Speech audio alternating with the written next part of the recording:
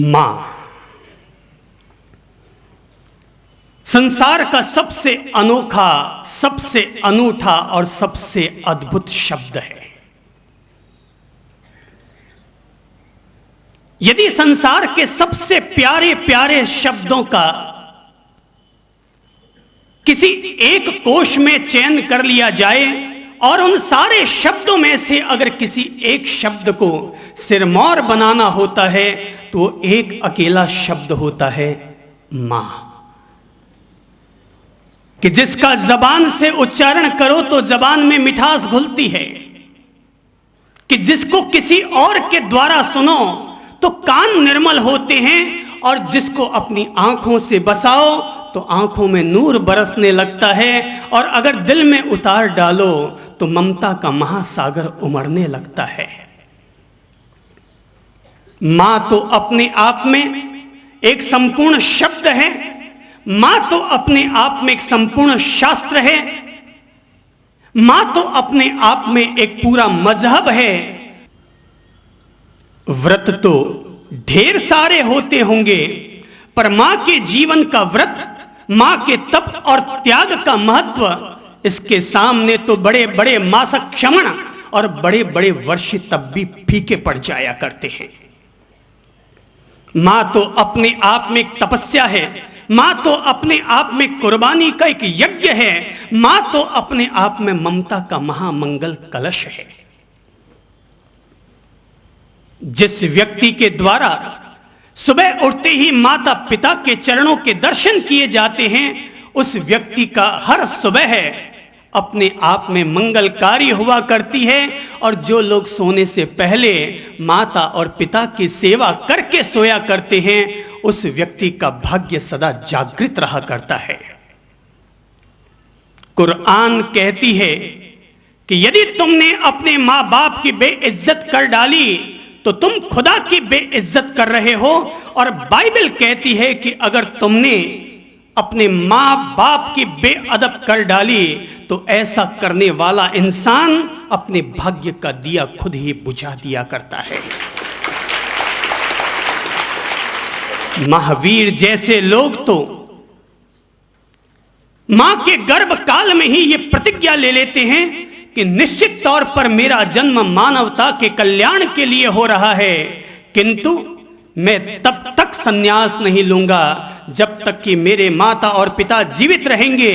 माता और पिता की सेवा करना किसी भी सन्यासी के द्वारा संन्यास लेने से भी बड़ा फर्ज और कर्तव्य है। किसी के लिए भी एक संत और सन्यासी बनकर और इंसानियत की सेवा के लिए गांधी मैदान में उतरना आसान होता है, किंतु अपने घर में रहने वाले माता और पिता की सेवा करना इंसानियत से भी बड़ी सेवा कहलाती है।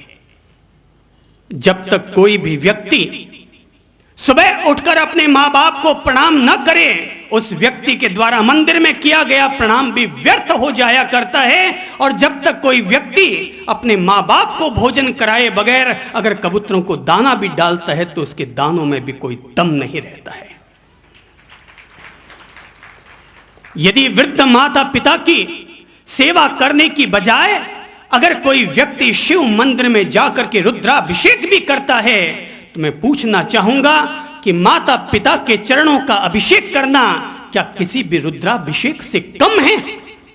क्या माता पिता के चरणों की धूल को अपनी माथे पर लगाना क्या किसी भी मंदिर के चंदन की चुटकी से कम होता है? किसी के लिए भी गुरु के चरणों में जाकर के अपना मत्था टेकना आसान होता है, किसी के लिए भी मंदिर में जाकर के 2 घंटा पूजा करना आसान होता है, पर उसी के लिए अपने बूढ़े माता पिता के पास बैठकर 15 मिनट तक उनकी सेवा करना मंदिर की परिक्रमा करने से भी ज्यादा कठिन होता है। इसीलिए कहता हूं कि मां मां होती है।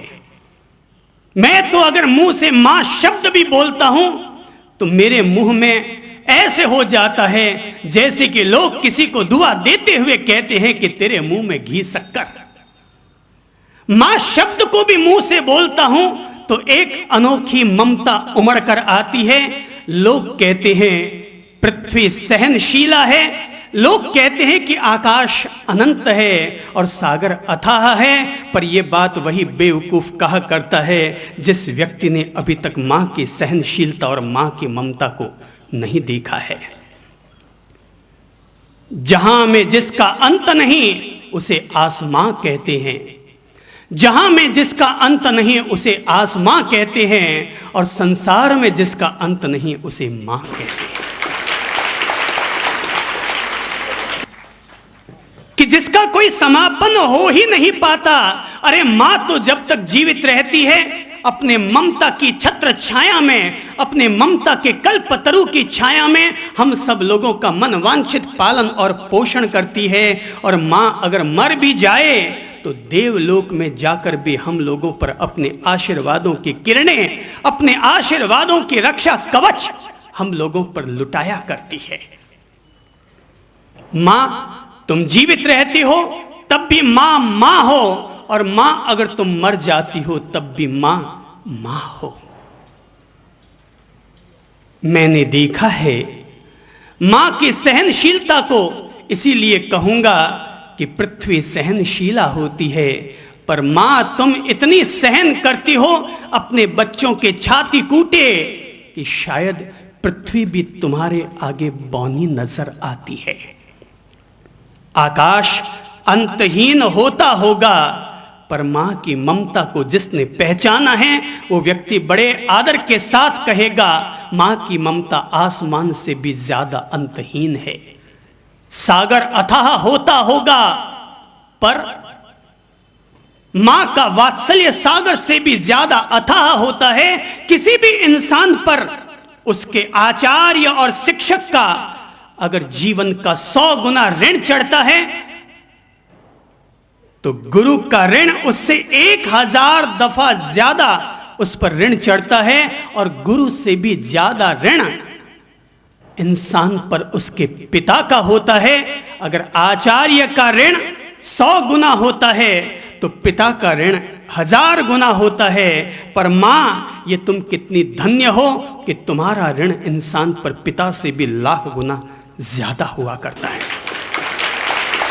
ये तो मां की ही ताकत है जो ये मां और ये नारी जाति मानव जाति का सृजन करती है, प्राणी जाति का सृजन करती है। कल्पना करो अगर धरती पर मां न होती।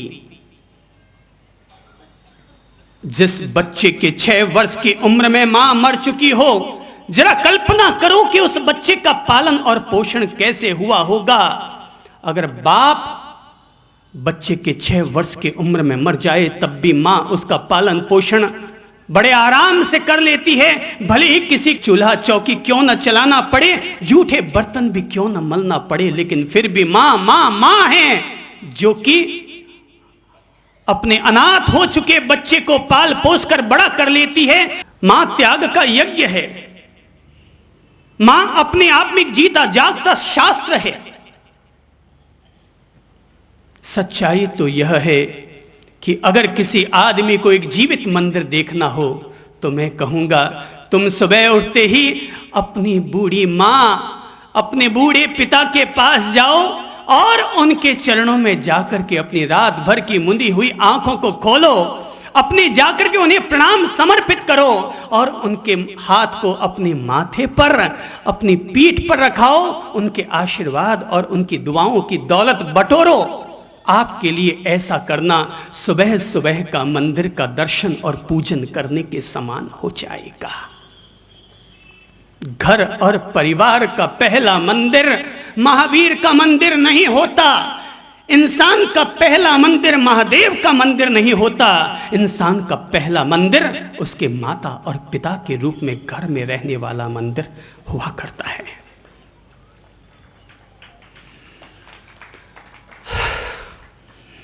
जो लोग तीर्थों की यात्रा के लिए जाया करते हैं, हरिद्वार जाते हैं, पाली तना जाते हैं, अलग अलग तीर्थों की यात्रा करने के लिए जाते हैं, मैं कहना चाहूंगा हर इंसान के घर में कुदरत के घर से एक तीर्थ बनाया हुआ है और वो तीर्थ है माता पिता के रूप में तीर्थ।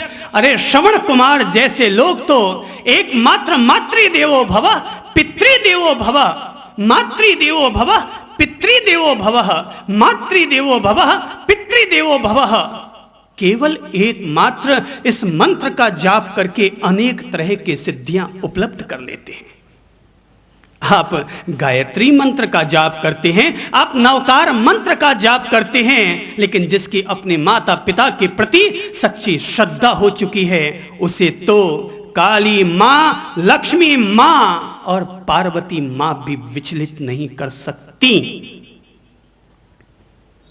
और इसीलिए कहूंगा, आज धरती पर राम की जरूरत नहीं है, आज धरती पर कृष्ण की जरूरत नहीं है, आज धरती पर महावीर की जरूरत नहीं है, आज उससे पहले कहीं ज्यादा जरूरत किसी भी इंसान के श्रवण कुमार बनने की जरूरत है।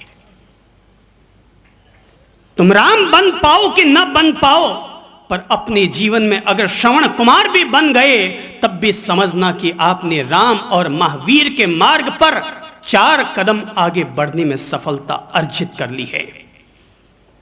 तुम जैन बन पाओ कि न बन पाओ, हिंदू बन पाओ कि न बन पाओ, सिख बन पाओ कि न बन पाओ, पर कम से कम अपने माता और पिता के अनुयायी बन जाओ, इतना भी तुम्हारे लिए काफी होगा, इतना भी काफी होगा। माता और पिता एक संत बन करके जब किसी मां और पिता की महिमा गा रहा है, जहां पर संत लोग संसार को नश्वर मानते हैं और माता और पिता, भाई और बहन, पति और पत्नी को छोड़ने की बात करते हैं, वहीं पर एक संत, एक गुरु आपके सामने मां की महिमा गाते हुए थकता नहीं है। और जब जब भी उसे मां पर बोलना होता है, तब ऐसा नहीं लगता वो मां पर बोलता है, उसे ऐसा लगता है वो मां पर बोल करके एक तरह से परमात्मा पर ही बोल रहा है, क्योंकि मां में और परमात्मा में कोई फर्क नहीं होता है। परमात्मा को अगर अपने आप को प्रकट करना होता है तो मां के जरिए अपने आप को प्रकट करता है। अगर परमात्मा को इस धरती का सृजन करना होता है तो मां ही को ही वो माध्यम बनाता है और इस तरह से वो धरती का निर्माण करता है। और जो व्यक्ति मां बाप के चरणों पर धोख लगाकर और उनकी माटी को अपने माथे पर लगाकर किसी भी काल मुहूर्त में भी अगर कोई श्रेष्ठ कार्य करने के लिए निकल जाएगा तो उसका वो कार्य सफल हो जाएगा। और मां बाप के दिल को दुखाकर अगर कोई व्यक्ति अमृत सिद्धि योग में भी कोई काम करने जाएगा तो उस व्यक्ति के जीवन में काम में 100 बाधाएं जरूर आएंगी। किसी भी काल सर्प योग में यह ताकत नहीं होती जो मां बाप की दुआओं को अपमानित कर सके, जो मां बाप की दुआएं और मां बाप के आशीर्वादों को गौण कर सके। अगर हड्डी और मांस की नजर से देखा जाए, केवल शरीर के लिहाज से देखोगे तो मां बाप के भी शरीर और ढांचे और हड्डियां और मांस और मज्जा, अस्थि और वीर्य वही है जो उनके बच्चों के रहा करते हैं। मां एक शरीर का नाम नहीं है, मां एक पद है, मां एक पूजा है, मां एक ईश्वर है, मां एक प्रार्थना है, मां अपने आप में एक जीवित मजहब, एक जीवित मंदिर और एक जीवित तीर्थ है। मंदिर में प्रतिमा लगाओगे तो वो प्रतिमा होगी जिसका निर्माण तुम करोगे, और मां वो प्रतिमा है जिसने हम सब लोगों का निर्माण किया है।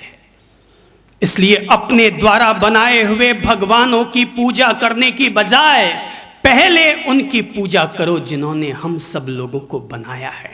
मां तुम हमें जन्म देती हो, इसलिए सब लोग एक प्यार से कहें, मां तुम हमारी ब्रह्मा हो।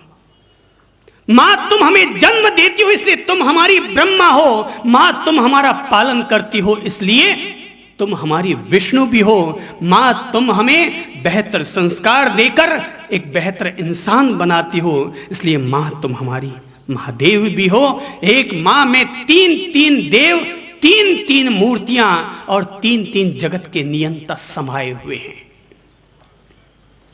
मां का आंचल तो सदा सदा अपने बच्चों के लिए खुला हुआ रहता है। उसको नहीं देखा हमने कभी, उसको नहीं देखा हमने कभी, पर उसकी जरूरत क्या होगी। हे मां तेरी सूरत से अलग भगवान की सूरत क्या होगी। किसी ने भी आज तक भगवान को देखा नहीं है, पर मैं आपको भगवान दिखा रहा हूं।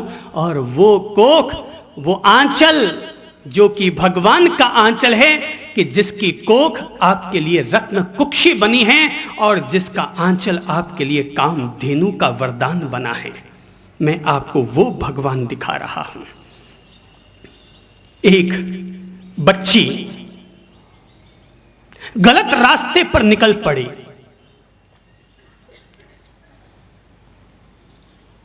और गलत सोहबत में आने के कारण अपने घर से भाग गई। बच्ची इस तरह से अंत में जाकर के किसी वेश्यालय में पहुंच गई। बच्ची को अपने किए पर बहुत पछतावा होता, उसे रह रहकर मां की याद भी आती, क्योंकि उसका पिता तो बचपन में ही चल बसा था। वो रह रहकर अपनी मां को याद किया करती। और एक दिन जब उसे लगा कि वो अपने आप को इतने पापों में डुबोती चली जा रही है, इतने ज्यादा पापों में डुबोती चली जा रही है कि उसे भगवान भी कभी माफ नहीं कर पाएंगे। बच्ची के मन में इतनी आत्मग्लानि पैदा होती है कि बच्ची आत्महत्या करने के लिए प्रेरित हो जाती है। बच्ची जैसे ही अपनी आत्महत्या करना चाहती है कि तभी उसे मां की याद आ जाती है और वो सोचने लगती है कि कम से कम मरने से पहले अपने को जन्म देने वाली अपनी प्यारी मां का एक मुखड़ा, एक प्यारी सी झलक तो मैं जरूर देख लूं। यह सोचकर बच्ची अपने घर के लिए रवाना होती है। उसे पता है कि वो अपनी मां का सामना तो न कर पाएगी। एक बच्चा जो पापों में डूब चुका हो अपनी मां के सामने कैसे जा पाएगा। वो रात के अंधेरे में अपनी गली और मोहल्ले में पहुंचती है, यह सोचकर कि सुबह मां 4 बजे जल्दी जग जाती है। और जैसे ही वो घर से बाहर निकलेगी कि मैं दूर से ही अपनी मां को देख लूंगा और वहीं पर से ही प्रणाम समर्पित करते हुए और वापस वहां से निकल जाऊंगी। जब वो गली में पहुंचती है तो देखकर चौंक पड़ती है, क्योंकि उसके घर का दरवाजा खुला हुआ होता है। वो चौंक पड़ती है, कहीं कोई अनहोनी तो नहीं हो गई। रात के 12-1 बजे उसके घर का दरवाजा खुला है, कहीं कोई चोर तो नहीं घुस गया। और घर में बत्ती भी चल रही है। अनहोनी की आशंका को लिए हुए जब वो अपने घर के पास जाती है तो देखती है खिड़कियां भी खुली हैं। अचानक अनहोनी की आशंका के साथ उसके मुंह से मां की आवाज निकल पड़ती है। उसे लगता है कि मैं सोई हुई अपनी मां को जगा दूं, और वो जोर से चिल्लाती है, मां। और तभी भीतर से आवाज आती है, तो बेटा तुम आ गई, तो बेटा तुम आ गई। मुझे भरोसा था कि एक न एक दिन मेरी बेटी जरूर मेरे घर लौट आएगी। और ये आवाज करते हुए मां बाहर आ गई। बच्ची अपने आप पर काबू न रख पाई, दौड़कर गई और अपने मां के आंचल से लिपट लिपट कर रोने लगी। मां ने कहा कि बेटा मुझे उम्मीद थी कि एक न एक दिन मेरी खोई हुई संतान वापस मेरे घर पर लौट आएगी। बच्ची ने कहा, मां पर मैं अब इस काबिल नहीं हूं कि तुम्हारे घर में रह सकूं। मैं इस काबिल नहीं हूं कि तुम्हारे आंचल से लिपट सकूं। मां ने कहा, बेटा मां के लिए तो बच्चा बच्चा ही होता है। मां के लिए बच्चा न तो पापी होता है न पुण्यात्मा होता है। मां के लिए बच्चा न योग्य होता है न अयोग्य होता है। मां के लिए बेटा केवल बेटा होता है। और मां की ममता का आंचल अपने बेटे को सदा अपनी छाती से लगाने को तत्पर रहता है। चाहे तुम 80 साल की होकर आती है, तब भी मां का आंचल तो तुम्हारे स्वागत के लिए सदा सदा खुला रहता है। जब बच्ची कहती है, मां, पर मैं एक बात न समझ पाई कि रात के अंधेरे में तुमने घर का दरवाजा क्यों खुला रखा हुआ था? तो मां ने कहा, बेटा, इसलिए जिस दिन से तुम गई हो तब से मैंने आज तक घर के दरवाजे पर कुंडी नहीं लगाई, मैंने आज तक घर के दरवाजे पर चिटकनी नहीं लगाई, ताला बंद नहीं किया, और कोई भी रात ऐसी ना गई कि जिस दिन मैंने बत्ती बुझाती हो। मैंने दरवाजा सदा सदा तुम्हारे लिए इसलिए खुला रखा ताकि तुम जब भी अपने घर पर लौट कर आओ तो तुम्हें इस बात का विश्वास हो सके कि ये वो घर है जहां पर सदा सदा तुम्हारा स्वागत है। मां, तूने तीर्थंकरों को जन्मा है, ये सारा संसार तेरे ही दम से बना है, तू ही पूजा है, मन्नत है मेरी, अरे तेरे ही चरणों में जन्नत है मेरी। जो कुछ है वो तुम्हारे चरणों में है, तुम्हारे ही श्री चरणों के प्रताप से आज मैं जो कुछ बना हूं उसमें माता पिता की पुण्याई काम करती है। तुम्हारी पुण्याई कितने वर्ष चलेगी ये तो तुम जानो, पर माता और पिता की पुण्याई, माइतों की पुण्याई तो आदमी के साथ साथ पीढ़ी तक काम आया करती है। जरा याद करो अपने बचपन को कि किस तरह से आपने अपने जीवन के बचपन के दिन बिताए होंगे। हो सकता है कि आपको अपने मां बाप के एहसान ऋण याद न आ पाए। इतना भी देख लो कि किस तरह से आपकी पत्नी आपके बच्चे का पालन और पोषण करती है। आदमी के लिए दुकान जाकर के लाख रुपए कमाना आसान होता है, पर अपने बच्चे को पाल पोस कर बड़ा करना कठिन होता है। जब गोवा के मुख्यमंत्री से यह पूछा गया उनकी पत्नी के मर जाने पर कि क्या आप दूसरी शादी करेंगे, गोवा के मुख्यमंत्री ने कहा, मैं ऐसा करके अपने बच्चों के साथ नाइंसाफी नहीं करूंगा। पूछा गया कि क्या आप सरकार को चलाना पसंद करेंगे या बच्चों का पालन और पोषण करना पसंद करेंगे? गोवा के मुख्यमंत्री ने कहा कि अगर मेरे सामने एक तरफ मुख्यमंत्री की कुर्सी हो और दूसरी तरफ बच्चों का पालन और पोषण करना हो, अगर मुझे लगेगा कि बच्चों का पालन और पोषण करने में मुख्यमंत्री की सीट बाधा पड़ रही है तो मैं बिना किसी हिचक के मुख्यमंत्री की कुर्सी का त्याग करने के लिए तैयार हो जाऊंगा। यह है कुर्बानी, यह है माता और पिता का अवदान कि जहां पर वो बच्चों के लिए जीते हैं और बच्चों के लिए ही वो मर जाया करते हैं।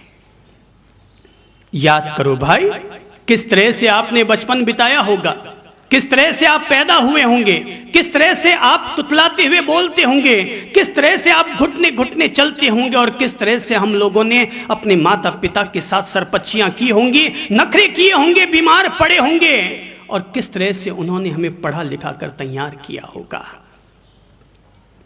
इसीलिए मैं कहा करता हूं, हर इंसान अपने जीवन में एक मंदिर जरूर बनाए, अपने जीवन में एक मंदिर जरूर बनाए कि जिस मंदिर के बीच में तो वो अपने इष्ट देवता की मूर्ति स्थापित करे और मंदिर के दूसरे कोने में अपने माता और पिता की मूर्ति स्थापित करे जो हाथ जोड़े हुए अपने इष्ट देव को प्रणाम कर रहे हों।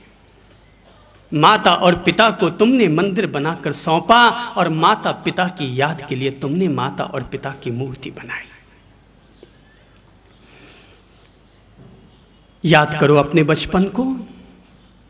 मैं तो समझता हूं माता और पिता के ऋण को उतारा भी नहीं जा सकता। किस किस चीज का ऋण उतारोगे भाई? अपनी मां के कौन कौन सी ऐसी चीजें हैं जिसका हम ऋण उतारने की सोच भी सकेंगे? मां ने हमें 9 महीने तक अपने पेट में रखा, क्या हम इस बात का ऋण उतार पाएंगे?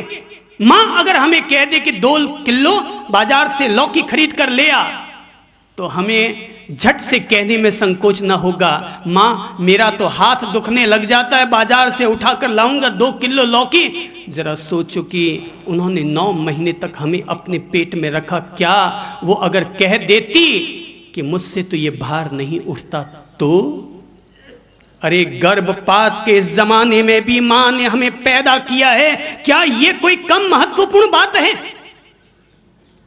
कि जहां पर लोग जब चाहे तब ले जाकर के अपने बच्चे और बच्चियों को फेंक दिया करते हैं, वहां हमारी मां ने हमें पैदा किया, क्या यह कम उसका उपकार है? जो प्रसव की पीड़ा उसने सहन की, क्या हम उसका ऋण उतारेंगे? समाज के बीच में वो आती जाती अपना पेट फूला हुआ लिए लेकर के, और लोग टेढ़ी नजरों से देखा करते, मगर उसने लोक लाज का त्याग करके भी हम लोगों को जन्म दिया। क्या हम उस जन्म देने वाली मां का ऋण उतार पाएंगे? सोचो, सारे धर्मात्मा लोग सोचो, नास्तिक भी सोचो और आस्तिक भी सोचो। मां ने जन्म दिया, प्रसव की पीड़ा सहन की, और फिर जो हमारी लंगोटियां उसने साफ की, क्या हम उन लंगोटियों का ऋण उतार पाएंगे? एक हाथ से रोटी खा रही होती और तभी ससुर साहब कहते, बहू रानी देखो, और झट से बहू रानी खड़ी होती, हाथ का कौर हाथ में रह जाता, और झट से आती और हमारी लंगोटियां साफ करनी शुरू कर देती। सोचो मेरे भाई, सोचो मेरी बहनों, क्या हम उन लंगोटियां का ऋण उतार पाएंगे? और हमें नजर न लग जाए इसलिए वो हमारे मुंह पर, हमारे गालों पर, हमारे माथे पर जो काली काली टीकियां लगाया करती थी, क्या हम उन टीकियों का ऋण उतार पाएंगे? जो उसने घी से और सरसों के तेल से हमारी मालिश और मसाज की थी, क्या हम उस मसाज का ऋण उतार पाएंगे? और हमें नजर न लग जाए इसलिए हमारे हाथों और पांवों में जो मनघटिये काले काले वो पहनाया करती थी, क्या हम उन मनघटियों का ऋण उतार पाएंगे? और हमें चलते हुए आनंद आता था इसलिए हमें वो जो पायल और पैंजनियां बांधा करती थी और हम उन पैंजनियों को बांधकर ठुमक ठुमक कर चलते थे, क्या हम अब उस बचपन के आनंद का ऋण अपने मां बाप के प्रति उतार पाएंगे? और फिर जब हम बीमार पड़ जाते तो मां नहीं कहती थी, कितनी बार तुम्हें कहा था कि गीले पानी में हाथ मत डाला कर, पर तू है जो मानता ही नहीं, जब देखो तब पानी में जाता रहता है। अब पड़ गया ना बीमार, मम्मी मम्मी अब अच्छा ठीक है बेटा, सो जा सो जा सो जा, अभी मैं तेरे लिए दूध की गीली गीली पट्टी करके लाती हूं और तुम्हारे माथे पर रखती हूं, अभी तेरा बुखार उतर जाएगा। और हम रोते रहते और मां हमारी आंसू पोंछती रहती, हमारे माथे पर दूध की गीली पट्टियां रखती रहती और हमारे बुखार को उतारती रहती। क्या हम उन बुखारों का ऋण उतार पाएंगे? और मां के वो जो राई के दाने, मिर्ची, और वो जो हम पर आकर के उतारा करती थी कि मेरे बेटे को नजर लग गई है, और नजर उतारने के लिए वो जो राई की पोटलियां उतारा करती, क्या उन राई की पोटलियों का ऋण उतार पाएंगे? और फिर वो नखरे, हमारे नखरे जिनको हम भूल चुके होते हैं कि हर बार हमारी मां ने हमारे वो नखरे पूरे किए थे। स्कूल से आते और आते ही कहते, मम्मी मुझे तो तेरी ये सब्जी नहीं भाती, मेरे लिए तो भिंडी के कुरकुरे भाजे बनाओगे तो मैं खाना खाऊंगा। और मां तब हाथों हाथ हमारे लिए भिंडी सुधारती और भिंडी के कुरकुरे भाजे बनाया करती। और तभी कभी देखते कि बाजार में से गुजर रहे थे और मक्की के ठेले खड़े थे, तो हमने माँ से जाकर कहा, माँ मैं तो रोटी नहीं खाऊंगा, मैं तो मक्की के भुट्टे खाऊंगा। और वो भिंडी के कुरकुरे भाजी और मक्की के भुट्टे गरम गरम हमने बचपन में खाने का आनंद लिया है। सोचो वो जो दोपहर में 2 बजे हमारे लिए माँ ने चूल्हा जलाकर, लकड़ी फूंक कर, कोयला जलाकर हमारे लिए जो मक्की के भुट्टे सेके थे, हम उनमें से किस किस मक्की के दाने का ऋण उतार पाएंगे? याद करो किस तरह से हम कहते थे, मम्मी मुझे तो आलू मटर गोभी की सब्जी चाहिए। मम्मी कहती, भाई मैं जमीकन नहीं खाती, मम्मी मैं तो आलू मटर गोभी खाऊंगी। मम्मी ने अपने धर्म को भी एक किनारे कर दिया, पर अपने बच्चे का मन रखने के लिए आलू मटर गोभी की सब्जी बनाई और हम बच्चों को इस तरह से पाल पोस कर तैयार किया। अरे वो टमाटर की खट्टी मीठी सब्जी भूल गए क्या, जो बचपन हम खाया करते थे चपड़ चपड़ करके? और मम्मी से कहते, मम्मी एक फुल्का और दो, टमाटर की खट्टी मीठी सब्जी, मजा आ गया। नखरे, हमारे बचपन के नखरे। और वो छाती कूटे क्यों भूल जाते हो जो हमने बचपन में किए थे? मम्मी कमरा सजाकर रखती और हम जाते सब बिखेर देते। कहते मम्मी मुझे खिलौना दिलाओ, अभी लेकर आते और 5 मिनट में उसको तोड़ के खत्म कर देते। अगले दिन फिर खिलौना चाहते, मम्मी फिर खिलौना दिलाती। हम सामान बिखेरते और मम्मी हमारे लिए सामान सजा दिया करती। ओह, वो हमारे बचपन के नखरे। और वो लातें भूल गए क्या जो आपने अपनी मम्मी पर चलाई थी? वो छोटी छोटी लातें, और वो लातें हम कहां से भूल जाएंगे जो हमने माँ बाप पर चलाई थी। माँ अगर आज आपको एक कड़वा शब्द कह दे तो आप आपे से बाहर हो जाते हैं। जरा सोचो कि आपने बचपन में अगर जो माँ पर छोटी छोटी लातें चलाई, अगर माँ तुम्हारी लात तोड़ देती तो?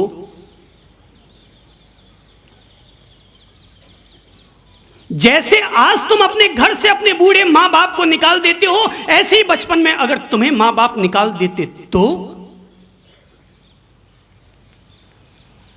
और वो बचपन की लोरियां जो हम लोग रोज रोज रात को सोते वक्त सुना करते थे, वो बचपन की कहानियां जो कि हम लोग रोज रोज रात को सोने से पहले सुना करते थे। माँ कहती, सो जा बेटा, सो जा, सो जा, देख ऊपर आसमान में चांद उतर आया है, तू ही मेरा चांद है, और सो जा, देख चांद को अपनी आंखों में बसा और सो जा। बेटा सोने लगता, माँ चांद को आंखों में बसाए हुए लोरियां सुनाया करती और वो भी बैठे बैठे ही सो जाया करती। माँ की वे लोरियां, चंदा है तू मेरा सूरज है तू, चंदा है तू मेरा सूरज है तू, हाँ मेरी आंखों का तारा है तू, चंदा है तू मेरा सूरज है तू। अरे जिसकी माँ है वो भाग्य वाला है, और जिसके जीवन से माँ बाप चले गए हैं उसके जीवन के आधी पुण्याई खत्म हो चुकी है। मैं तकदीर वाला हूं कि मेरे माँ बाप हैं, और लोगों के माँ बाप तो शायद कोई संसारी माँ बाप होते होंगे, पर मैं उस माँ बाप की संतान हूँ जिन्होंने स्वयं ने भी अपने जीवन का कल्याण करके लिए संन्यास का मार्ग लिया, और हम 2 बच्चों को भी अपने जीवन के कल्याण के लिए संन्यास का मार्ग प्रदान किया। आपके माँ बाप ने आपके नाम पर जमीन जायदाद की वसीयत लिखी होगी, आपके माँ बाप ने आपके लिए कोई दुकान और फैक्ट्री की वसीयत लिखी होगी, लेकिन हमारे माँ बाप का नाम हम गौरव के साथ लेंगे जिन्होंने हमारे लिए सन्यास के रूप में वसीयत लिखी। एक बेटे का यह दायित्व होता है कि वो अपने माँ बाप के मरने से पहले उनकी गति की सदगति बना दे, और एक माता पिता का यह दायित्व होता है कि वो इतने महान संस्कार दे दे कि आने वाला कल उनके बच्चों पर गौरव कर सके। मां तो अपने आप में ममता की महादेवी है, मां तो अपने आप में ममता का महामंगल कलश है, मां तो अपने आप में घर का जलता हुआ चिराग है। अगर घर की रंगोली कोई है तो मां है, अगर आपके माथे का कोई कुमकुम है तो मां है, और अगर चंदन और रक्षा का कोई तिलक है तो वो मां है। अगर सुबह उठते ही सूरज भगवान को अर्पण करने वाला कोई आस्था का अर्घ्य है तो वो मां है। अरे सच्चाई तो ये है कि मां ही पार्वती है, मां ही व्यक्ति के लिए कुंती है, और मां ही आदमी के लिए सीता और यशोदा है। मां ही राजाओं के युग की जीजाबाई अहिल्याबाई या झांसी की रानी लक्ष्मीबाई है, और मां ही अपने आप में मदर टेरेसा है, और मां ही मेरी और आपकी मां है। जित यशा जी मेरी मां है, आपकी अपनी मां है, मेरी अपनी मां है। सच्चाई तो ये है, मां के नाम को हटा दो, मां के काया के रूप को हटा दो तो सारी माताएं माताएं हैं, इसलिए सारी माताओं को प्रणाम है। मैं जानता हूं, मां की ममताओं को भली भांति जानता हूं। मैंने ऐसे ढेर सारे किस्से देखे हैं कि जब मैंने पाया है इसे कहते हैं मां। गली में चलने वाली एक कुतिया भी किस तरह से अपनी कुकरिए को, अपने पिल्ले को पाल पोस कर बड़ा करती है, नजर डालो। एक गाय केवल इसलिए अपने थनों को ढीला छोड़ दिया करती है हमारे लिए क्योंकि हम लोग उसके सामने उसके बच्चे को, उसके बछड़े को छोड़ देते हैं। अपने बछड़े को दूध पिलाने के लिए मां झट से अपने थनों को ढीला छोड़ देती है। उसे लगता है भले ये दुनिया में अगर 2.5 किलो दूध देती हूं, उसमें से 2 किलो दूध भले ले जाए, पर अगर आधा किलो दूध भी मेरे बछड़े के लिए चला जाए तो इतने मात्र में ही मां धन्य हो जाती है। किसी बंदरिया को देखो कि किस तरह से आप लोग जब जाते हैं और बंदरिया को केले डालने के लिए जाते हैं, रोटी डालने के लिए जाते हैं, आप देखते हैं कि बंदरिया की छाती पर बच्चा होता है। बंदरिया झट से रोटी खाने के लिए अपने बच्चे को छोड़ती है, इधर उधर यहां वहां जहां तहां से धड़ रोटी बीनती है, मुंह में डालती है, पर निगलती नहीं है। कुदरत के घर से एक जो थैली बनाई है उसमें डालती रहती है और जैसे उसे खतरे का एहसास होता है, रोटी खाती है, वहां खतरे का एहसास होती है, एक ही छलांग में अपने बच्चे के पास पहुंचती है, बच्चे को उठाती है और पेड़ पर दौड़ जाती है। भाई, इसे कहते हैं मां। इसे कहते हैं मां कि जहां रोटी वहां बीन रही है पर दिल उसका यहां पर बसा हुआ है। इसे कहते हैं मां। अगर बेटा नालायक निकल जाए और अपना घर अलग भी बसा ले और बाप से लड़ा कर जब घर अलग बसा लेता है बेटा, तो बाप साफ तौर पर कह देता है अपनी पत्नी को, खबरदार अगर तुम कहीं अपने बेटे के पास चली गई तो मेरे जैसा कोई बुरा ना होगा। और अचानक मां को पता चलता है कि मेरे बेटे को निमोनिया बुखार आ गया है, तो मां झट से अपने पति से कहती है, मैं मंदिर जाकर आ जाती हूं।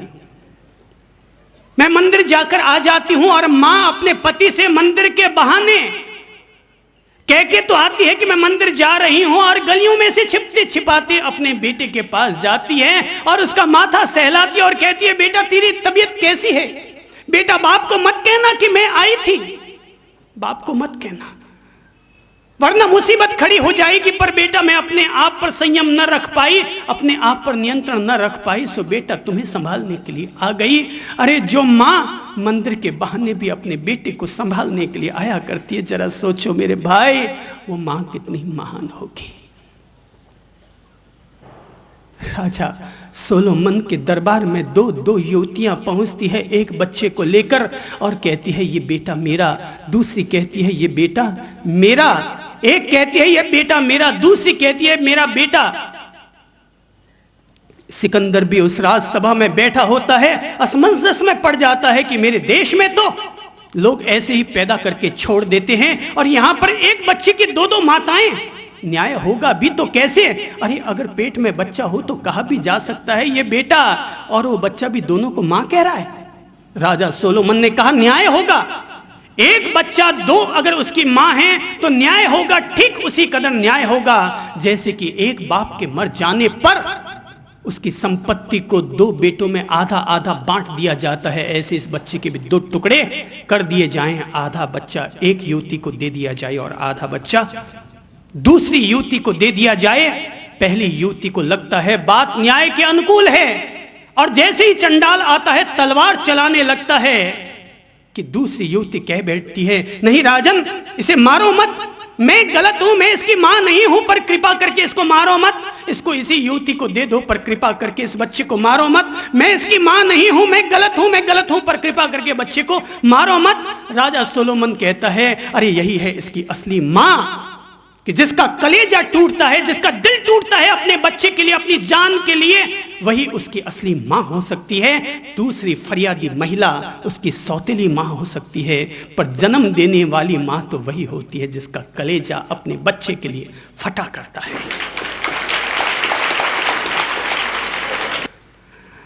अरे सच्चाई तो यह है कि अगर 20 साल के बाद भी अमेरिका से लौटकर अपने माँ बाप से मिलने के लिए आओगे ना, तो माँ बाप का कलेजा, उनकी छाती, उनका आंचल भर उठेगा। हम अगर मरेंगे तो हमारी मौत का एहसास हमारी पत्नी को नहीं होगा, हम अगर मरेंगे तो हमारे मरने का एहसास हमारे बच्चों को नहीं होगा, पर माँ के कलेजे को हमारे मरने का एहसास 100 कोस दूर होंगे तब भी हो जाएगा कि मेरे बच्चे पर कोई मुसीबत आ रही है, मेरे बच्चे पर कोई मुसीबत आ रही है। बच्चा उधर मरता है और मां का कलेजा इधर फटता है। इसलिए मां और बेटा, मां और बेटी कभी दो आत्माएं नहीं होती।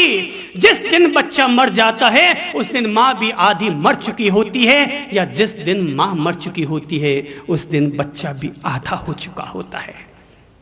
लोग कहते हैं पति और पत्नी अर्धांग और अर्धांगिनी होते हैं, पर मैं कहना चाहूंगा मां और बेटा, मां और बेटी, ये दोनों एक दूसरे के दो अंग होते हैं।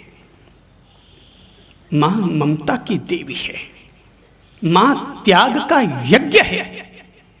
जो कुर्बानियां मां अपनी ओर से करके जाती है, जिंदगी में इतनी कुर्बानियां, इसकी 10% कुर्बानियां भी किसी का पति और किसी की पत्नी नहीं करती होगी, जितनी मां कुर्बानियां करती है पूरे जिंदगी भर। मैं स्वयं इसका साक्षी, और ये घटना जब भी मुझे कहनी पड़ती है मैं गौरव महसूस करता हूं, और एकमात्र इस घटना ने सदा सदा के लिए मुझे मेरी मां के प्रति नतमस्तक कर दिया। और मुझे लगता है कि मां, ये दुनिया में लोग चातुर्मास होने पर 30-30 दिन का उपवास करके मासिक क्षमण करते होंगे, पर मासिक क्षमण करना आसान है, पर मां होकर मां के दायित्वों को निभाना मासिक क्षमण करने से भी बड़ी तपस्या है। अरे मासिक क्षमण की तपस्या तो केवल 30 दिन की तपस्या है, लेकिन मां होना और मां के दायित्वों को निभाना पूरे जिंदगी भर की तपस्या है। बात की शुरुआत करता हूं मैं अपनी ही मां से, और शुरुआत ये कर रहा हूं, बात है लगभग हम लोग उस समय आगरा में रहे होंगे, और हमारे पास हमारी मां ने उस समय वर्षी तप की महान तपस्या की थी। मेरी मां साध्वी है। मां ने हम दोनों भाइयों को खत लिखा, और खत में यह लिखा था कि मेरे प्यारे बच्चों, मेरे प्यारे शिष्य संतों, मेरी इच्छा है कि मेरे वर्षी तप की पूर्णाहुति, उसका पारणा मैं अपने 2 संत पुत्रों के हाथ से करूं। रह रहकर मेरे मन में एक ही इच्छा होती है कि मैं अपने 2 संत पुत्रों के हाथ से अपने वर्षी तप का पारणा संपन्न करूं। बेटा, क्या ऐसा होना संभव हो सकेगा? हमने मां के खत को पढ़ा, उसके निमंत्रण को पढ़ा। आने वाले 6 महीने के लिए हमारे कार्यक्रम पहले से सारे निर्धारित थे। हमने देखा कि हम जहां हैं वहां से पालीताना तीर्थ पूरे 1000 किलोमीटर है। हमें लगा कि एक तरफ समाज की सेवा है और दूसरी तरफ मां की भावना है, हमें किसको पहले अहमियत देनी चाहिए। और हमने तत्काल अपनी ओर से 6 महीने के बनाए हुए सारे कार्यक्रम कैंसिल कर डाले और निर्णय कर डाला, हम वही करेंगे जिसमें मां की भावना पूरी होती है। और तब हम केवल, हमारे पास 1 महीने का समय बचा हुआ होता है, हम रोजाना 40 किलोमीटर पैदल चल करके, और आखिर आखा तीज के, ठीक आखा तीज के दिन अपनी मां के पास पहुंचते हैं, और अपनी मां को अपने हाथों से गन्ने का रस वहराते हुए उन्हें तपस्या का पारणा करवाते हैं। एक मां को इससे बेहतर सुकून और क्या मिलेगा कि उनके बच्चों ने उनकी भावना पूरी कर डाली। बच्चों ने मां की भावना पूरी कर डाली, मां के लिए इससे बड़ी तृप्ति और क्या होगी। अरे कोई आदमी संत बन गया तो इसका मतलब यह नहीं हुआ कि उसकी मां मर गई, कि उसके बाप मर गए। अरे माता और पिता के सामने, मां की तपस्या के सामने योगियों के योग की भी क्या बिसात होती है। एक साधु जितनी तपस्या करता है, मां घर में रहकर भी उससे ज्यादा तपस्या कर चुकी होती है, और वो तपस्या होती है कुर्बानी की तपस्या। और वहीं पालीताना तीर्थ में जब मैं अपनी मां के पास बैठा हुआ था, तो मैंने अपनी मां से कहा था कि मां, मुझे सुनाओ मेरे बचपन के वे दिन, कि किस तरह से मेरे वे बेफिक्री के दिन बीते होंगे। और तब मां ने मेरे बचपन की जो जो बातें सुनाई, मुझे अपने बचपन की जो जो आत्मकथाएं सुनाई, उन्हीं में से एक कहानी में कहा करता हूं। और कहानी ये है कि मैं ननिहाल में था। ननिहाल वालों ने अपनी सारी भाई बेटियों को बुलाया था, और मैं उस समय केवल 1.5 से 2 वर्ष का बच्चा था। मेरी मां अपने पीहर गई थी, त्योहार था, और उस त्योहार पर खीर बनाई जा रही थी। पहले जमाने में बड़े बड़े चूल्हों पर खीर बनाई जाती थी, कढ़ाइयों में खीर बनाई जाती थी, और चूल्हे पर मिट्टी के ईंट के टुकड़े रख दिए जाते थे उसको टिकाने के लिए बराबर कढ़ाई को। तो कढ़ाई, खीर की कढ़ाई को टिकाने के लिए ईंट के छोटे छोटे 4 टुकड़े रखे गए थे ताकि आग बाहर निकलती रहे। रसोईया खीर हिला रहा था जोर से और अचानक थोड़ा सा संतुलन बिगड़ा और ईंट का एक टुकड़ा खिसक पड़ा, और जैसे ही वो ईंट का एक टुकड़ा खिसका कि खीर उछली। मैं पास में ही सोया हुआ था, मां बताती है, और वो खीर उछल करके सीधी तुम्हारे शरीर पर गिर पड़ी, खौलती हुई खीर तुम पर गिर पड़ी। बेटा, तुम्हें अस्पताल ले जाया गया। 35 साल पहले चिकित्सा की इतनी अच्छी व्यवस्थाएं नहीं थी कि 40 साल पहले कि 45 साल पहले इतनी अच्छी चिकित्सा की व्यवस्थाएं नहीं थी। बेटा, डॉक्टर ने उस समय कह दिया था कि अगर इस बच्चे का एक भी फफोला फूट गया ना तो जिंदगी भर के लिए दाग रह जाएगा। बेटा, मैंने लगातार 2 साल तक अपने हाथों में तुम्हें रखा, ना मेरे लिए खाने का पता था और ना सोने का पता। केवल एक ही बात दिमाग में रहती थी कि मेरे प्यारे बेटे के एक भी दाग ना रह जाए, एक भी दाग ना रह जाए। अगर एक भी फफोला फूट गया तो मेरा बच्चा जिंदगी भर के लिए दाग वाला हो जाएगा। मैं नहीं चाहती कि मेरा बेटा दाग वाला हो।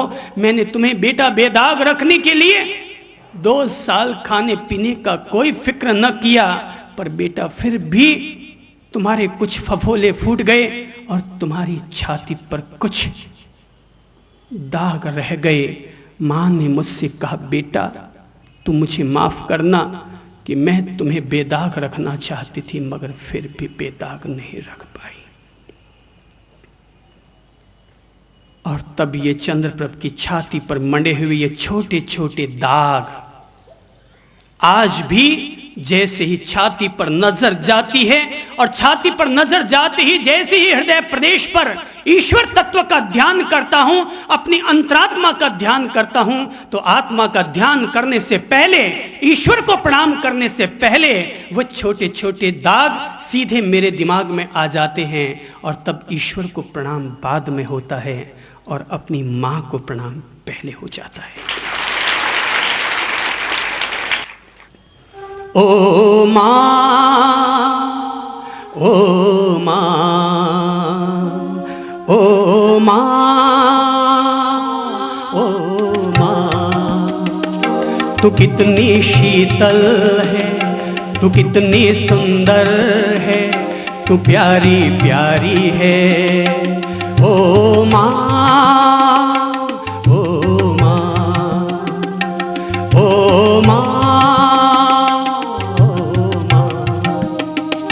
तू कितनी सुंदर है, तू कितनी शीतल है, तू कितनी सुंदर है, तू कितनी शीतल है, तू प्यारी प्यारी है। ओ मां, ओ मां, ओ मां, ओ मां। सभी साथ साथ बोलेंगे।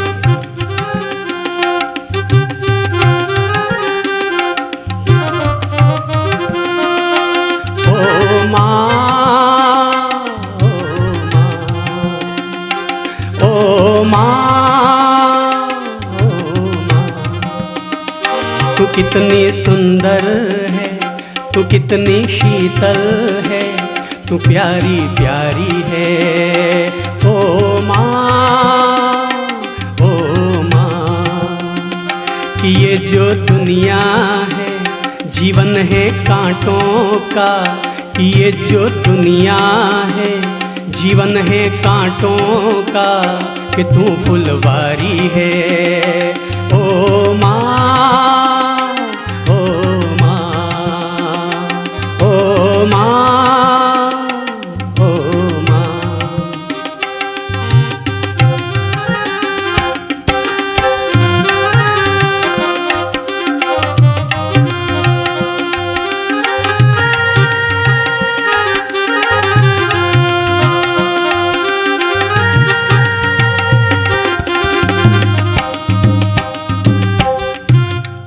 दुखने लगी माँ ये तेरी आँखियाँ, दुखने लगी माँ तेरी आँखियाँ, मेरे लिए जगी है सारी सारी सारी रतियाँ, मेरे लिए जगी है सारी सारी सारी रतियाँ। मेरी निंदिया पे तेरी निंदिया है कि मेरी निंदिया पे तेरी निंदिया है, तू फुलवारी है ओ माँ, ओ माँ, ओ माँ, ओ माँ।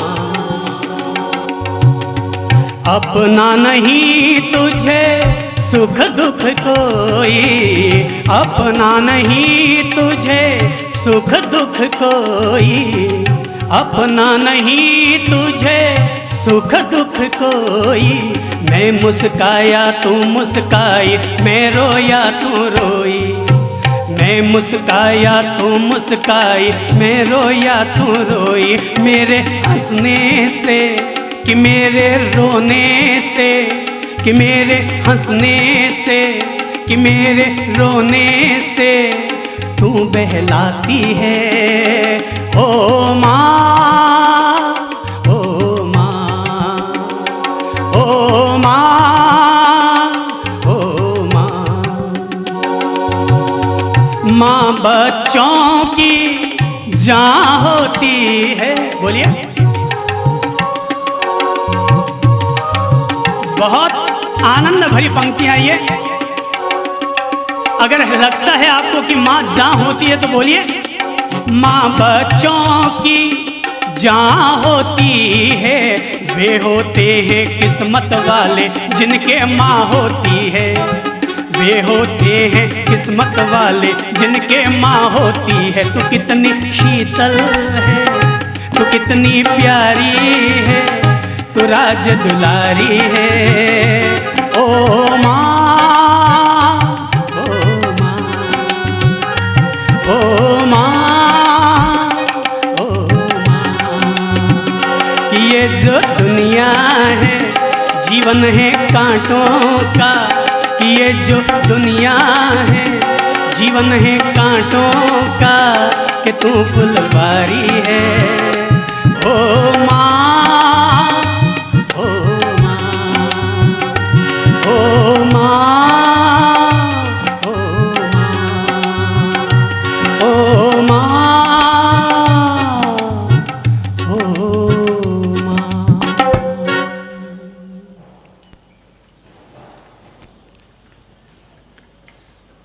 एक माँ ने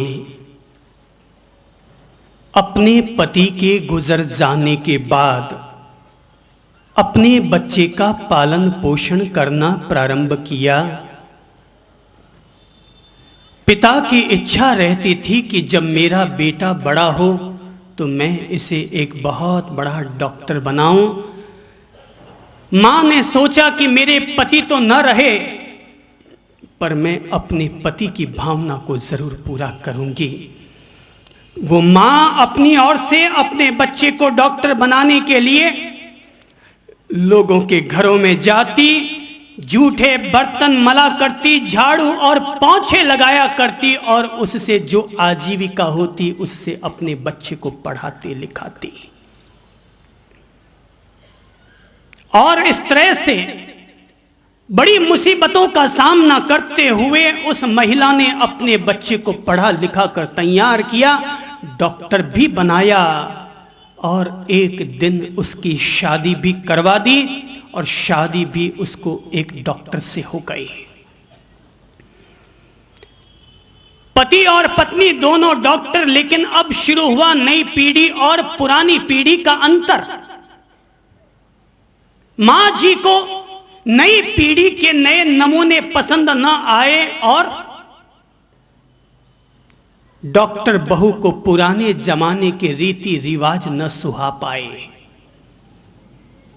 आखिर बहू ने अपनी ओर से यह फैसला कर लिया कि वह अपना घर अलग बसाएगी, सास से अपना घर अलग बसाएगी। उसने अपने पति से साफ तौर पर कह दिया, इस घर में या तो मैं रहूंगी या माझी रहेगी।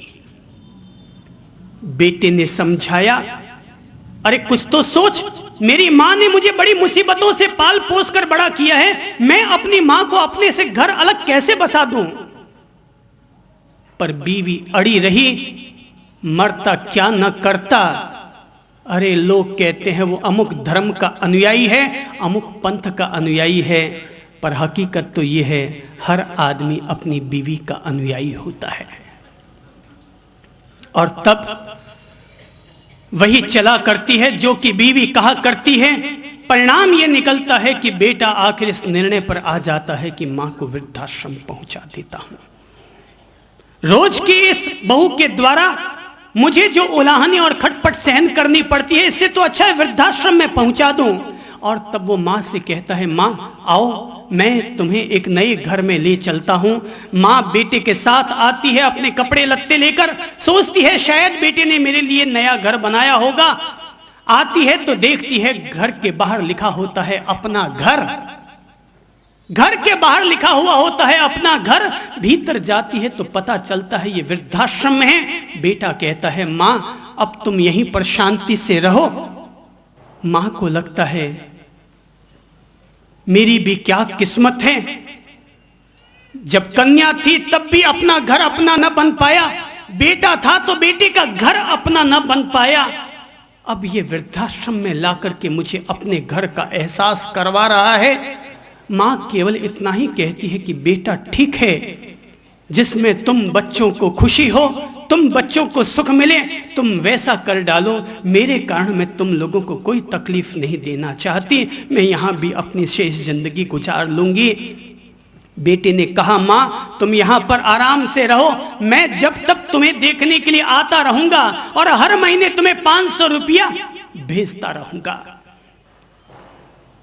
मां वहां रहने लगी, बेटा हर महीने 500 रुपये भेज देता। ऐसे करते करते दिन बीतते गए, 2.5 साल बीत गए और एक दिन अचानक वृद्धाश्रम के वार्डन के द्वारा डॉक्टर के पास फोन पहुंचता है, डॉक्टर साहब आपकी मां बहुत सीरियस है, वो आपको याद कर रही है, आप तत्काल आ जाइए। डॉक्टर कहता है अभी तो मेरे पास कुछ जरूरी मरीज बैठे हैं, उन्हें निपटाते ही मैं आता हूं। सुबह फोन गया, दोपहर तक ना आया, सांझ ढलते ढलते आखिर बेटा अपनी पत्नी और 2 बच्चों को साथ लेकर के मां को देखने के लिए पहुंचा, मगर तब तक बहुत देर हो चुकी थी, क्योंकि जब वो वृद्धाश्रम में पहुंचा तो देखा कि वृद्धाश्रम के आंगन में एक लाश बिछी हुई है, कफन ओढ़े हुए। वो व्यक्ति जैसे ही पास पहुंचता है कहता है मेरी मां कहां है, और वार्डन हाथ से इशारा करते हुए कहता है यही है। बच्चे को अपना अतीत याद आ जाता है, उसके हाथ में जो दवाइयां और जो सामान होते हैं वो वहीं छिटक जाते हैं, और उसे याद आने लगता है कि किस तरह से उसकी मां ने उसके लिए कुर्बानियां की थी और वो अपनी मां को देखने के लिए भी ना आ सका। वो अपनी मां के पास जाता है और अपने मां के चरणों के पास बैठकर रोने लगता है कि तभी उस व्यक्ति की, उस बेटी की एक धर्म बहन भी वहां पर पहुंच चुकी होती है। वो कहती है ठहर जाओ भैया, तुम्हारे हाथ इस काबिल नहीं है कि तुम अपनी मां के पांव छुओ। अरे जो आदमी जीते जी अपनी मां के कभी काम ना आ सका, क्या वो आदमी मरने के बाद अपनी मां के पांव को छूने का हकदार और पात्र भी बन पाता है?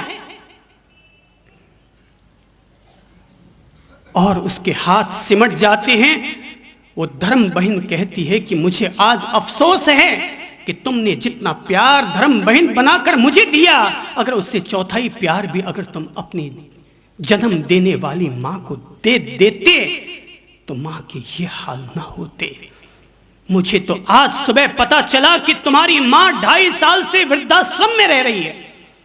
अरे अगर तुमसे न संभलता था तो जिसको तुमने धर्म बहन बनाया था उसके पास अपनी मां को भेज देते।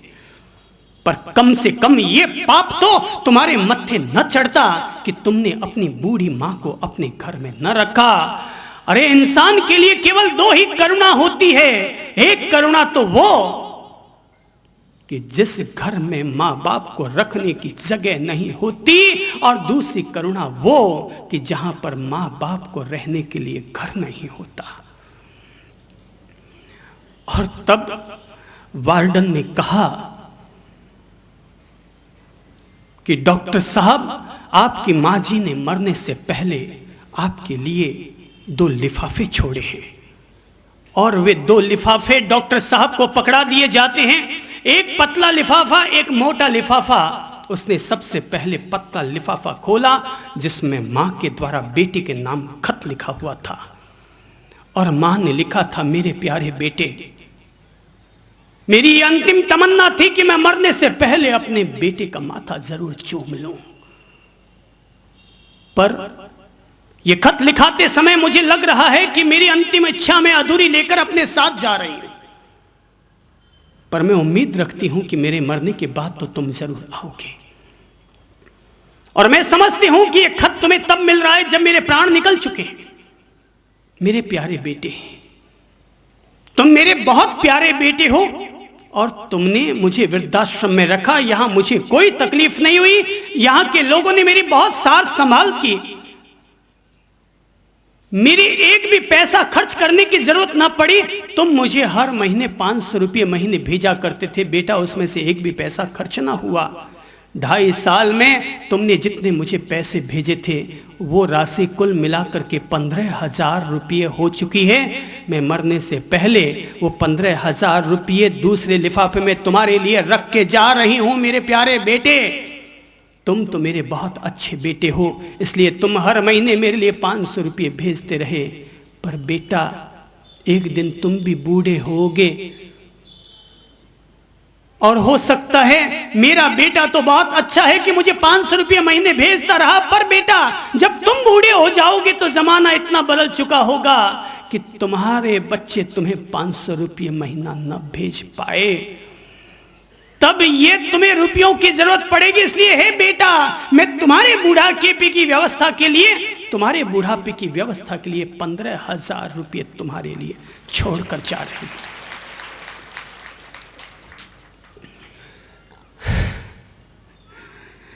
ये 15,000 रुपये मैं तुम्हारे लिए छोड़कर जा रही हूं। मां, तुम मां हो और हम बच्चे इतने नमक हराम हैं, इतने नमक हराम हैं कि जन्म देने वालों को तो भूल जाते हैं, अड़ोस पड़ोस वालों से मोहब्बत करने लग जाते हैं, साले और साली को अपने व्यापार का साझीदार बना लेते हैं, अपनी बीवी को माथे पर चढ़ा लेते हैं। अपनी पत्नी को प्रेम किया जाना चाहिए, पर कहीं ऐसा न हो कि पत्नी को प्रेम करने के चक्कर में हम अपनी मां की पूजा को गौण कर बैठे। कहीं ऐसा न हो कि हम अपने पति को माथे पर सिंदूर बनाकर चढ़ाएं और जिनके प्रति आपको श्रवण कुमार बनाने की आपके फर्ज बनते थे, आपने उसको श्रवण कुमार न बनाया। अगर कोई महिला चाहती है कि वो श्रवण कुमार की मां बने तो कृपा करके अपने पति को श्रवण कुमार बनने की प्रेरणा जरूर दीजिए। आप चाहे जिससे अलग हो जाएं, पर अपने माँ बाप से अलग ना होए। जो आदमी अपने माँ बाप से अलग हो जाता है उस घर की पुण्याई कम हो जाया करती है। एक परिवार की पुण्याई यही है कि माँ बाप के 5-5 बेटे हैं और 5 बेटे साथ बैठकर खाना खाते हैं। यही एक माँ बाप की पुण्याई हुआ करती है। और एक माँ बाप की यही पाप हुआ करते हैं कि जहां 5-5 बेटे पैदा हुए मगर 5 ही अलग अलग घर बसाकर रहते हो, यही एक माँ बाप के पाप का उदय है। बहनों, याद रखना, जो अपने माँ बाप का नहीं होता है ना, वो कभी अपनी बीवी का नहीं हो सकेगा। और जिस तरह से कोई इंसान अपने माँ बाप को छोड़ देता है, वक्त आने पर वो तुम्हें भी छोड़ देगा। इसलिए तुम अगर एक ऊंची बड़ी कुल की बहू, एक ऊंचे कुल की बेटी कहलाना चाहते हो तो अपने जीते जी कभी भी अपने सास सस से अलग मत हो। और उनके मरने से पहले उनकी इतनी दुआएं लो बहनों, इतनी दुआएं लो कि आपकी 7 पीढ़ियां फले और फूले, 7 पीढ़ियां फले और फूले। अगर कोई बहू अपनी बूढ़ी सास, अपनी बीमार सास की रोजाना अगर निवृत्ति की चीजें उठाती हैं, सचमुच माताएं उनको वो दुआएं देकर जाती हैं, वो दुआएं देकर जाती हैं कि जिन दुआओं की बदौलत आज कोई राम चमक रहे हैं, कोई महावीर चमक रहे हैं और कोई कृष्ण, कबीर और मोहम्मद चमक रहे हैं। वो केवल अपनी बदौलत नहीं चमक रहे, उनके मायतों ने उनको इतनी दुआएं दी हैं कि जिसकी बदौलत वो आज भी चमक रहे हैं। अब फर्ज आ चुके हैं, माँ बाप ने हमारे प्रति फर्ज अदा कर दिए, अब हमें अपने माँ बाप के प्रति फर्ज अदा करने हैं। अरे जितने साल तक उन्होंने हमें अपनी कोख में रखा, जितने साल तक उन्होंने हमारी अंगुली थाम करके हमें स्कूल पहुंचाया, और जितने साल तक उन्होंने हमारे भरण पोषण की व्यवस्था की, कम से कम उतने साल तक तो अवश्य में अपने माँ बाप को जरूर जरूर जरूर निभा देना, जितने साल उन्होंने तुम्हें निभाया है। हो सकता है कोई बहू कह सकती है कि सास ससुर ने उसे क्या दिया, अरे भाई और कुछ न दिया, कम से कम तुम्हें 25 साल का पला पुसा हुआ इतना बड़ा पति तो दे दिया। तुम्हारे माँ बाप ने तुम्हें कुछ न दिया मगर फिर भी तुम्हें पैदा तो किया। जरा मैं पूछूंगा, चलिए भाई साहब सबसे आगे जो बैठे हैं खड़े होइए तो, हाँ जी खड़े होइए। आपकी उम्र कितनी है? 44। अच्छा, आपकी शादी तो हो गई है? हो गई है। आपके बच्चे कितने हैं? 2। सबके यही है? एक बीवी है, 2 बच्चे हैं। अच्छा ठीक है। अच्छा मुझे जरा आप ये बताइए कि आपको सिर किसने दिया, पत्नी ने या मां ने? आंखें किसने दी? मां ने। मुंह किसने दिया? गला किसने दिया? कान किसने दिए? कलेजा किसने दिया? पेट किसने दिया? पांव किसने दिए? सब चीजें मां ने दी। आप मां के साथ रहते हैं या अलग? साथ रहते हैं, इसके लिए ताली बजाइए। इस सज्जन के लिए ताली बजाइए जो कि अपनी मां के साथ रहता है। अच्छा बताइए, मां आपके साथ रहती है या आप मां के साथ रहते हैं? Very good. हर आदमी ये अपनी जबान सुधार ले, मां मेरे साथ नहीं रहती वरन मैं मां के साथ रहता हूं। अगर आप मां के साथ रहते हैं तो ऐसा करके आप मां का गौरव अखंड रखते हैं, और मां अगर आपके साथ रहती है ये उसकी कोई मजबूरी है। पत्नी ने कुछ न दिया पर मां ने सब कुछ दिया। जिंदगी भर आदमी जो ठीक पीछे तक बैठे हैं, हर आदमी याद रखे जीवन में जो कुछ दिया मां ने दिया। मां ने पैदा किया, मां ने पालन पोषण किया, मां ने शिक्षिका का दायित्व निभाया, मां हमारी गुरु बनी, मां हमें कॉलेज लेकर गई, मां बाप ने हमें हमारा कैरियर बनाया, मां बाप ने हमारी शादी की, मां बाप ने हमारे लिए दुकान की व्यवस्था की, रिटायरमेंट हुए तो अपनी सारी दौलत हम बच्चों के लिए लगा दी। 25 साल तक उनका उपकार है, और जब मां बाप बूढ़े हो जाएं तो 25 साल वापस निभा देना। 25 साल वापस निभा देना। ऋण तो नहीं उतारा जा सकता पर कहीं न कहीं से तो शुरुआत करनी ही पड़ेगी। इसलिए पहला काम करो, आज से पहला काम करो। और मैं जब जब भी लोगों से कहता हूं तो मैं कहा करता हूं कि पहला काम तो मुझे आकर धोख लगाओ कि ना लगाओ, पर सुबह उठते अपने मां बाप को धोख जरूर लगाओ। अगर धर्म का पहला पगथिया कहीं से सीखना है तो यही है कि सुबह उठकर अपने मां बाप के पांव की धूल को अपने माथे पर लगाइए। तो पहला काम ये करें कि सुबह उठते ही अपने माता पिता के चरणों का स्पर्श करके उन्हें पंचांग नमन करते हुए उनके आशीर्वाद जरूर जरूर जरूर लीजिए। खड़े खड़े प्रणाम मत कीजिएगा, जयपुर कट वाली, कोटा कट वाली वो दुआ सलाम मत कीजिएगा इत्ते से झुक के। अरे भाई, दुनिया में 3 लोग पंचांग नमन के अधिकारी होते हैं। एक है मां, दूसरा है महात्मा और तीसरा है परमात्मा। मां, गुरु और परमात्मा ये तीनों कभी खड़े खड़े प्रणाम करने के काबिल नहीं होते। मां के पास जाओ, पिता के पास जाओ, अपने घुटने टेको, दोनों हाथ जोड़ो और अपना माथा मां के पांव से लगाओ। तब उनकी ऊर्जा, तब उनके पुण्य आप लोगों में संचारित होंगे और उनका आभा मंडल आपके जीवन का कल्याण करेगा। चलो अपन सब लोग घुटने के बल बैठ जाते हैं। घुटने के बल बैठ जाइए। घुटने के बल, जिनके मां बाप जिंदे हैं वो अपने जिंदे मां बाप को याद करें, और जिनके मां बाप ऊपर चले गए हैं वो अपने स्वर्गस्थ मां बाप को याद करें और दोनों हाथ जोड़ें, दोनों हाथ जुड़े हुए जमीन पर लगाएं और अपना माथा जमीन पर टिका करके अपने मां बाप को सादर प्रणाम समर्पित कीजिए। झुक जाइए सब लोग और अपने मां बाप को याद करते हुए उन्हें अपने प्रणाम समर्पित कीजिए। जय हो। देख लीजिए, दो घुटने टिकाए, दो हाथ जोड़कर टिकाए और एक माथा अपने माता और पिता के चरणों में स्पर्श किया जाए, और फिर जो दुआएं मिलती है पिता के और माता के, जो आशीर्वाद मिलते हैं, ये परमात्मा के आशीर्वाद के समान हुआ करते हैं। एक छोटा सा नियम, चातुर्मास के दरमियान गांधी मैदान से यह प्रेरणा हर घर घर में जानी चाहिए कि हर आदमी अपने मां बाप की इज्जत करना सीखेगा। टूटे हुए घर बहुत हो चुके, अब जुड़े हुए घरों की कहानियां शुरू होंगी, और कहानी ये, हाथ खड़े कर लो कि आज के बाद रोजाना अपने मां बाप को प्रणाम करके ही अपने दिन की शुरुआत करेंगे। बहुत सुंदर। कोई भी बचना नहीं चाहिए हाथ, आज कोई भी हाथ बचना नहीं चाहिए अगर आप मां बाप के असली बेटे हैं तो। चलिए जी, हाथ खड़ा कर लीजिए। मैं नियम दिला रहा हूं सब लोगों को, वापस अगले साल गांधी मैदान में उतरेंगे, तब तक एक साल के लिए नियम दिला रहा हूं सभी लोगों को। मैं रोजाना सुबह उठकर अपने माता पिता को पंचांग नमन करूंगा। मैं सुबह उठकर रोजाना अपने मां बाप को प्रणाम समर्पित करूंगा। दूसरा काम, पहला काम सुबह उठकर के मां बाप को प्रणाम कीजिए। दूसरा काम कीजिए, सप्ताह में एक दिन, चाहे आप भाई अलग अलग भी क्यों ना बस चुके हों, पर एक काम जरूर करें कि सप्ताह में एक दिन सारे भाई मां बाप के साथ बैठ करके भोजन करेंगे।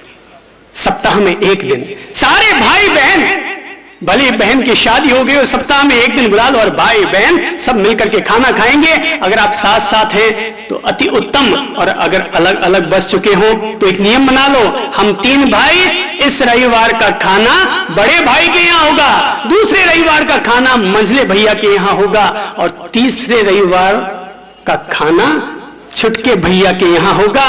ये इस तरह की अपने घर में व्यवस्था बना लो, परिणाम ये निकलेगा, भाई भाई में प्रेम बढ़ेगा।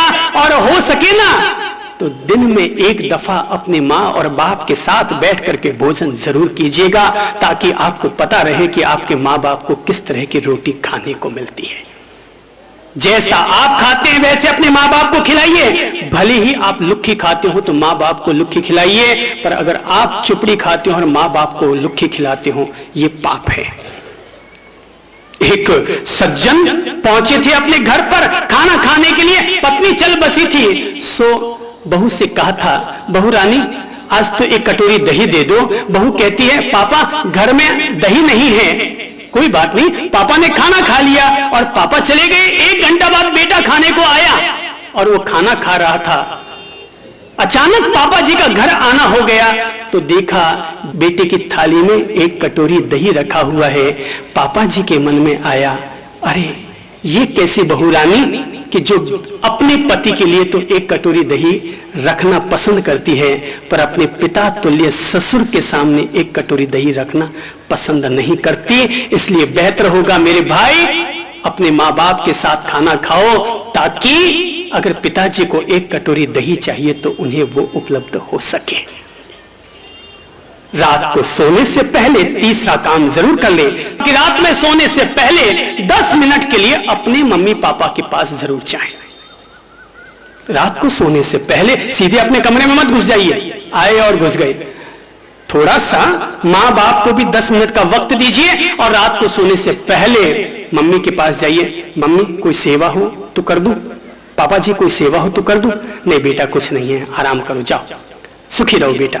और माँ के आशीर्वाद लेकर चले गए। और अगर माँ की कमर दुखती हो, पांव दुखते हो, कोई फर्क नहीं पड़ेगा, 5 मिनट उनके पांव दबा दो, कमर दबा दो, थोड़ी सी घी या तेल की मालिश कर दो और फिर आप अपने कमरे में चले जाओ। 5 मिनट की मेहनत से कोई फर्क नहीं पड़ेगा, पर आपने जो 5 मिनट तक माँ की कमर पर विक्स मसली है या सरसों का तेल लगाया है, माँ रात भर सोते सोते अपने बेटे के लिए दुआएं करती है, मेरा बेटा क्या है, हीरा है, मेरा बेटा क्या है, हीरा है, भगवान उसका भला करे, वो सदा चिरायु हो, वो जीवन में कभी रुके नहीं, कभी थके नहीं, कभी भटके नहीं, ईश्वर सदा उसका साथ देता रहे।